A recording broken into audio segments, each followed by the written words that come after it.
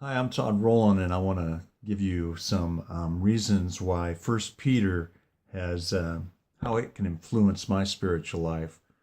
Um, First of all, he's talking to some people that are displaced, and he wants to remind them to rejoice in their salvation, that they will suffer through trials just like we will, and suffering through trials for your faith.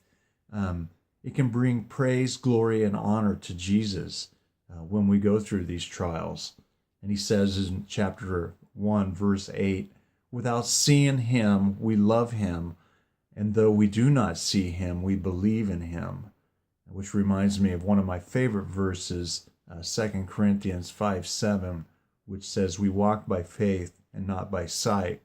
And then again in John 20, verse 29, blessed are those who have not seen yet believe.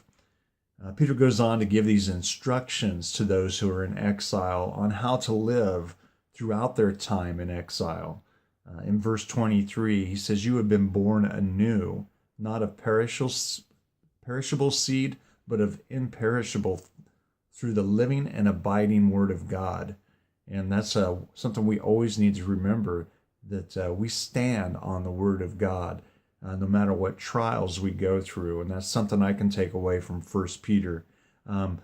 He quotes from the book of Isaiah, chapter 40, verses 8 and 9, when he says, the grass withers and the flower fades, but the word of our God will stand forever.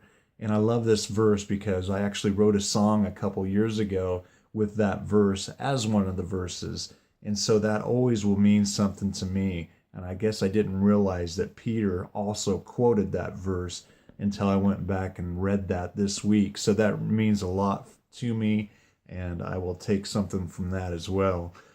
Peter goes on again to talk about a stone in Zion. Uh, and whoever believes in him shall not be put to shame. And this stone that they rejected, will make people stumble, will make men stumble and fall because they disobey the word. And I find this interesting because in the book of Matthew, Jesus says to Peter, he says, I tell you, Peter, you are Peter, and on this rock I will build my church. And I just find that interesting that in Peter, he's talking about the stone that they rejected. In chapter 2, verse 11, Peter again talks about being aliens and exiles, and he asks that we abstain from the passions of the flesh, and because the flesh can wage a war against your soul, and I too find that I feel like an alien at times in this world, and the world wants to stuff its beliefs into my head and wage a war against my soul. And that is some advice I can definitely take and apply to my life. In chapter 2, verse 15, he says, for it is God's will that by doing right you should put to silence the ignorance of foolish men. Live as free men, yet without using your freedom as a pretext for evil, but live as servants of God. And that is something, again, I can take away from First Peter. Another thing I can take away from this great book is to honor my wife and my fellow man, not returning evil for evil, and keeping my tongue from doing evil as well. All these are quoted in First Peter, from First Peter. And to remember that if I do suffer for righteousness' sake, that I will be blessed for it.